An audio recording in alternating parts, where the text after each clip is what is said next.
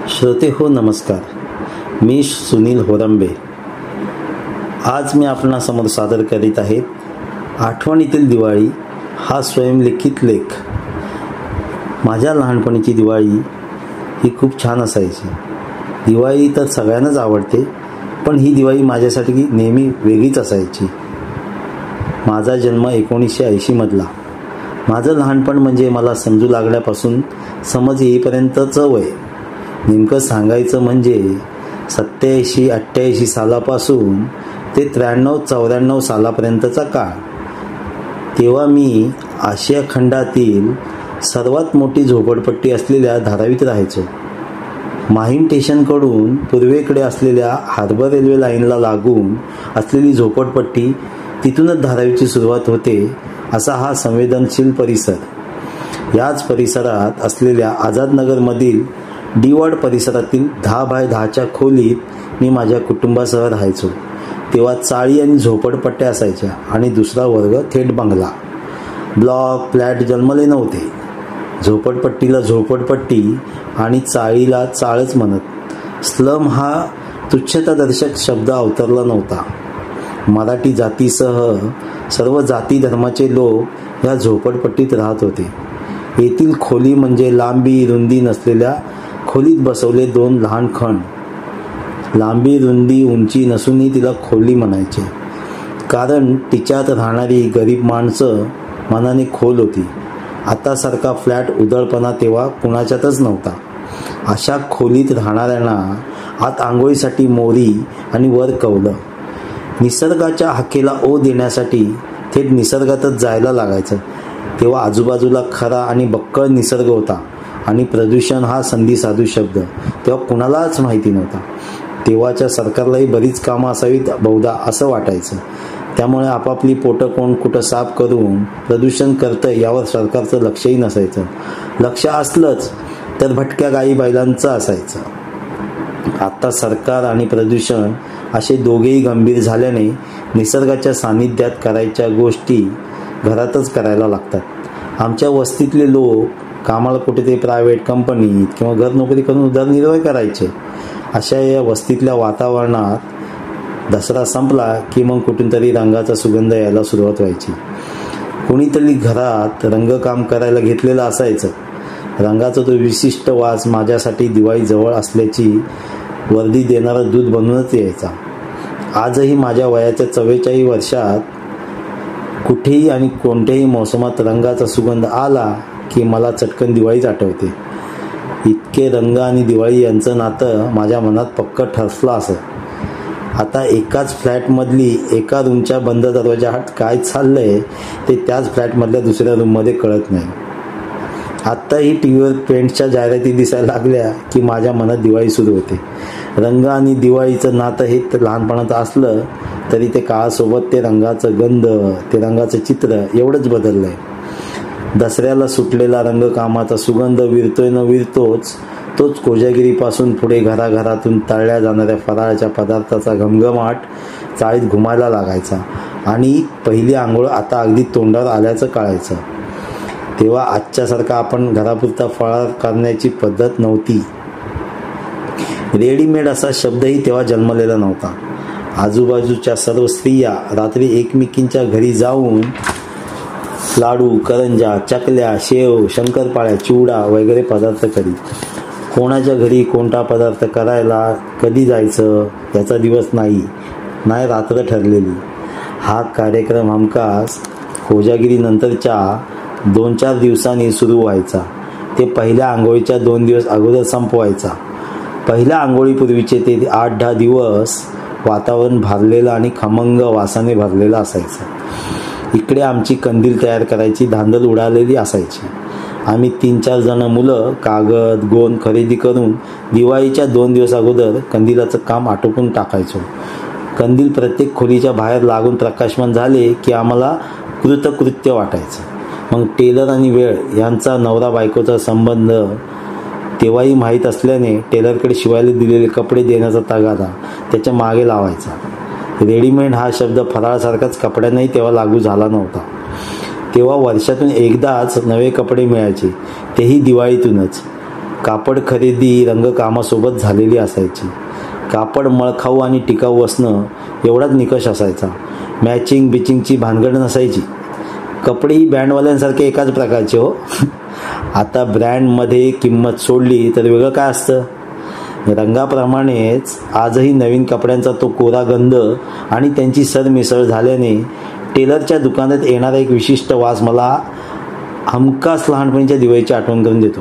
आज कपड्यांचा सुकाळ झाला असला तरी दिवाळीच्या निमित्ताने कपडे खरेदी करायची हौस अद्यापही टिकून आहे.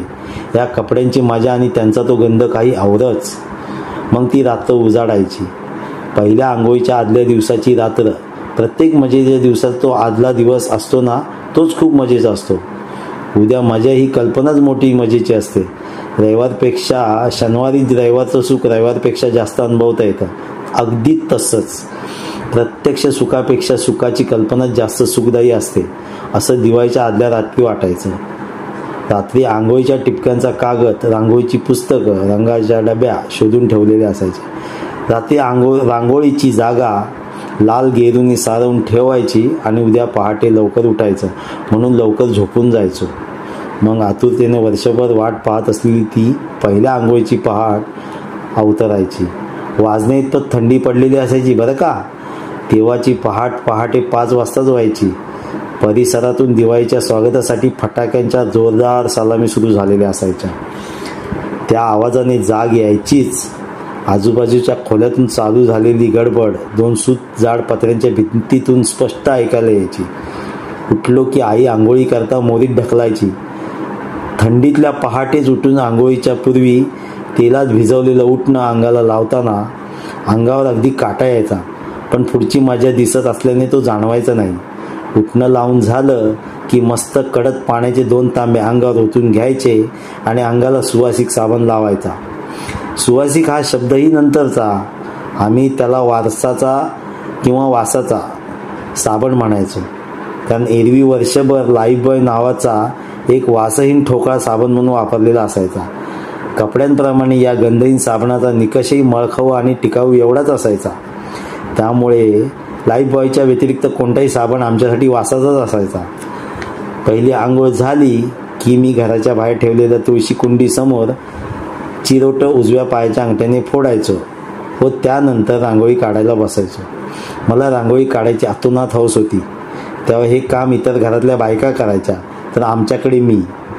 माझी रांगोळी तेव्हाच्या माझ्या वयाच्या मानाने चांगली असायची आणि यायची तेवढीच. रांगोळी काढून होईपर्यंत आजूबाजूचे मित्र कंपनी जमा झालेली असायची आणि मग फटाके फोडणं हा आमच्या मुख्य कार्यक्रमाकडे वळायचं. जेवढा औरंगजेब गाण्यात महसूल होता तेवढाच मी खाण्यात असल्याने फराळ हा खाण्यासाठी नसून फक्त वास घेण्यापुरताच असतो हा माझा समज आजही कायम आहे. त्यामुळे फराळाला फाटा देऊन नवे कपडे घालून फटाके फोडणं हा मुख्य कार्यक्रम सुरू व्हायचा. फटाक्यात फुलबाजे, लवंगी, केपा आणि अगदीच कोणा दोस्ताच्या हौशी बाबांनी घेऊन दिलेले ताजमहल बॉम्बची लढी. लक्ष्मी बॉम्ब आमच्यापेक्षा मोठ्या मुलांचा प्रांत होता. लक्ष्मी आणि ताजमहल ही वाजवायच्या फटाक्यांची नावं आहेत एवढंच माहिती होतं. केपा किंवा टिकल्या फोडण्यासाठी हातोडी असायची. पिस्तुलांची हौस परवडण्यासारखी नव्हती. जमीन चक्र, पाऊस वगैरे ठराविकच म्हणजे अर्धा डझन मिळायचे म्हणून ते जपून वापरायचे. इतके जपून की त्यातले काही पुढे दिवाळी संपल्यानंतर शिल्लकही राहायचे.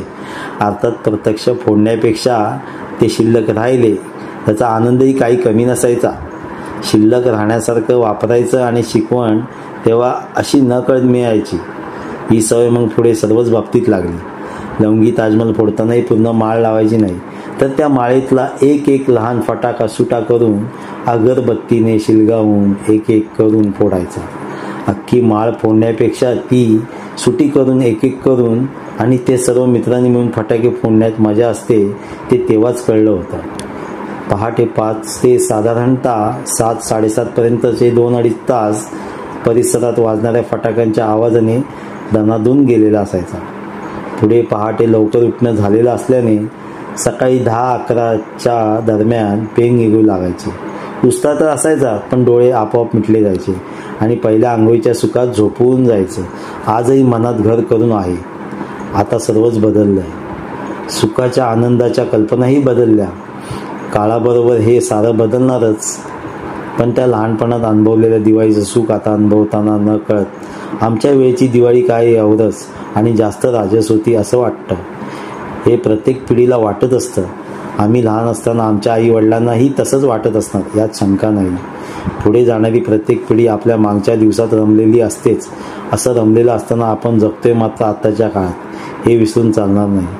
जुन्या आठवणी कायम ठेवून नवीन काळात स्वतःला रुजवणं आवश्यक आहे. असं असूनही काही गोष्टी स्वीकारायला अजून मन होत नाही. उदाहरणतः फटाक्यांचा आवाज, फटाक्यांचा दणदणाट, तो धुरांचा संमिश्र वास नाही तर मग दिवाळी कसली, असा तेव्हा माझा समज होता आणि आजही आहे. मला तर आजची पहिली आंघोळ वाटलीच नाही. दिवाळीसारखी सणांची राणी येणार आणि तिला आपण फटाक्यांच्या तोफांची सलामी देणार नाही तर मग वर स्वर्गात बसून दिवाळीला खाली पृथ्वीवर पाठवणाऱ्या देवांना ती पृथ्वीवर पोचल्याचं कळणार कसं? आता तर फटाक्यांवर कोर्टाने बंदी घातली. कोर्ट पूर्वी होती, पण पूर्वीच्या कोर्टालाही तेव्हा न्यायदानाचं काम असल्यानं ते लोकांच्या आनंदात आतासारखं लक्ष देत नसे. आता लोकही संयमाने वागायचे आणि हा संयम गरिबीचा डिफॉल्ट बाय प्रॉडक्ट होतं, हेही खरंच. लहानपणीची मी अनुभवलेला दिवाळीचा जादुई काळ माझ्या वयाच्या प्रत्येकाने अनुभवला असावा. आत्ताच्या प्रदूषण, प्रायव्हसी, इतक्याच परीक्षा या भयंकर शब्दानं तेव्हा आमचं बालपण हिरावून घेतलं नव्हतं. अभ्यास हा शाळेत करायचा असतो, हा अनुभवसिद्ध समज होता.